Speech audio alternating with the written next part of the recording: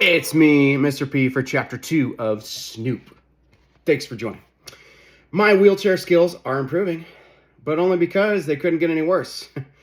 My wheeling is okay, and I've learned how to turn on a dime, but the average house isn't built for wheelchairs. The doorways are narrow, and I bash my elbows on the way in. There's always too much furniture and not enough floor space for maneuvering around it, and Martin's Lego bricks turn everywhere into a minefield. Luckily, he's still so guilty over the original accident that he'll do anything I ask, but I'm getting to the point that I might ask him to find another family. The worst part is climbing out of the chair and into bed in the onion room every night.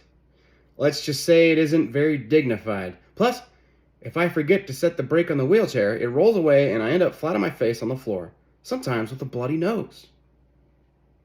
Then Mom has to come and drag me into bed.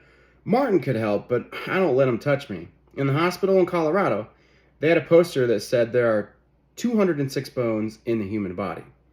I'm not letting my brother anywhere near the 204 he hasn't broken yet. Mom is gasping with effort as she lifts me up under my arm and heaves me onto the mattress. I hope you're a fast healer, Carter, she pants. I don't know how much more of this I can take. I don't hold back. Like it's my fault. Your younger son is a weapon of mass destruction. Don't blame Martin, she says with a sigh.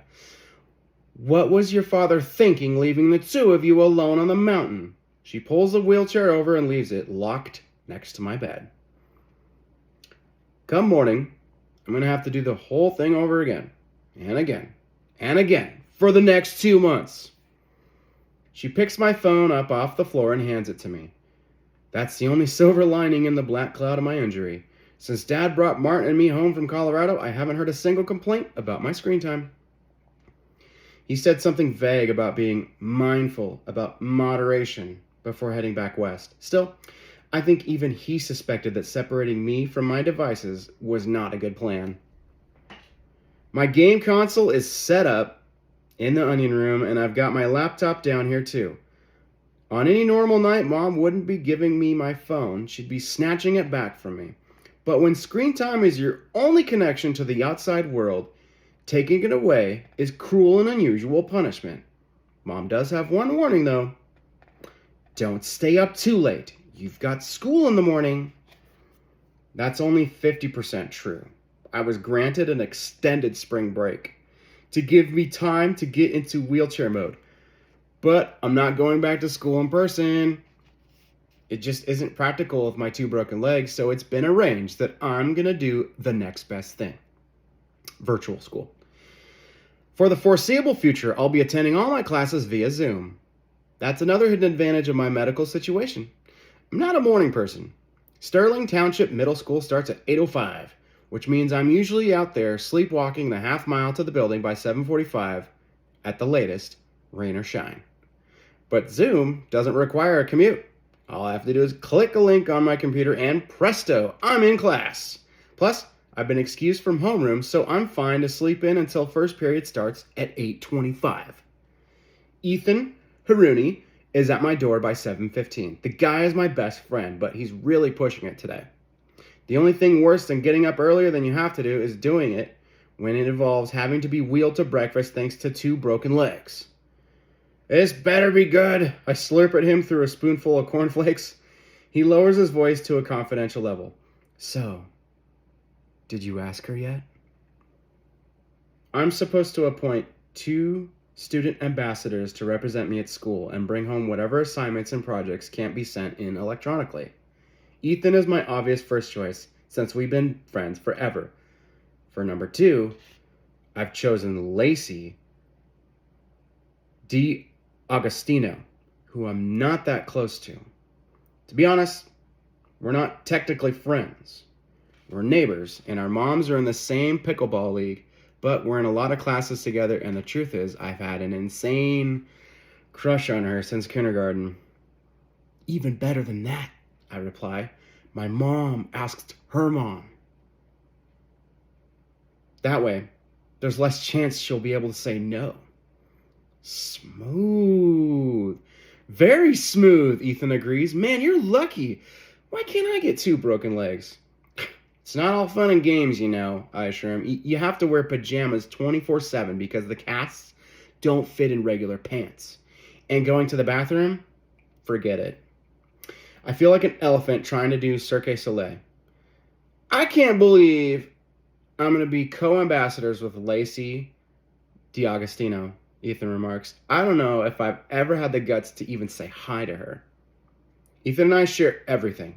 But for some reason, it bugs me that he wants to use my bad luck to get close to Lacey, who's one of the most popular girls at our school. After all, he's not the one who's stuck in a wheelchair for 2 months, and his mom isn't even in the pickleball league. So I say, I guess you should be heading to school now. Wouldn't want to be late on your first date as an ambassador. He moves reluctantly to the door. I guess so. It's weird being at school without you. I'll be with you the whole time, I remind him, on Zoom. Once he's gone, I've still got more than an hour before I have to be online. But the prospect of climbing from my wheelchair into bed only to have to climb back out again isn't very appealing. So I have a second bowl of cornflakes and wait it out. Martin heads off for the elementary school bus, and Mom loads up her SUV for a photography assignment. She does a lot of work for construction companies where she takes aerial pictures of a building site.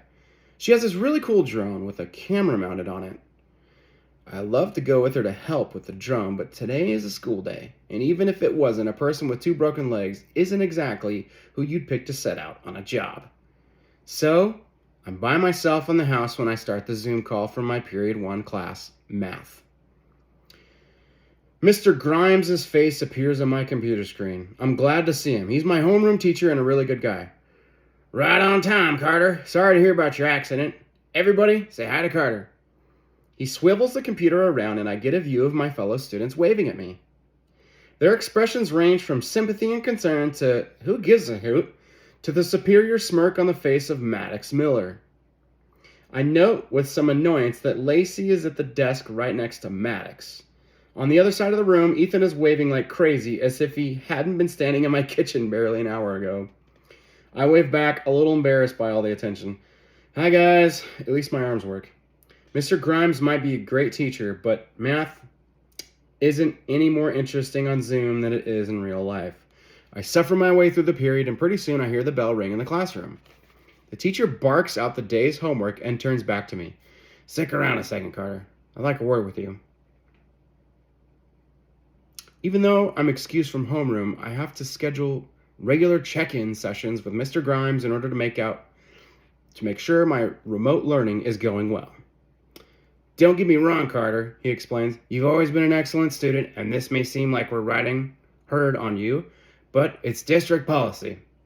And then, right there on Zoom, the teacher yawns wide enough to swallow his whole laptop. I stare at him. Are you okay, Mr. Grimes? Instead of answering, he yawns again, this time with a little more control. Sorry, Carter, he says sheepishly. I haven't been getting much sleep lately. My brother has been staying with us, and things have been hectic. Is he like a drummer or something? I ask. The teacher chuckles. No, nothing as obvious as that. My brother lives alone and is used to doing things his own way. But I'm sure you don't want to listen to my problems. Actually, I do want to listen to his problems. That's another thing about being stuck at home. It's pretty boring. Some good gossip would add spice to my life, especially coming from a teacher. You never think of them as having real lives. I'm a teacher. I assumed they were perfect people who all roomed together in a sort of hotel in the basement of the school. Brothers can mess you up, I tell him in sympathy. Mine broke both my legs. Beat that. He flashes me a ghost of a smile.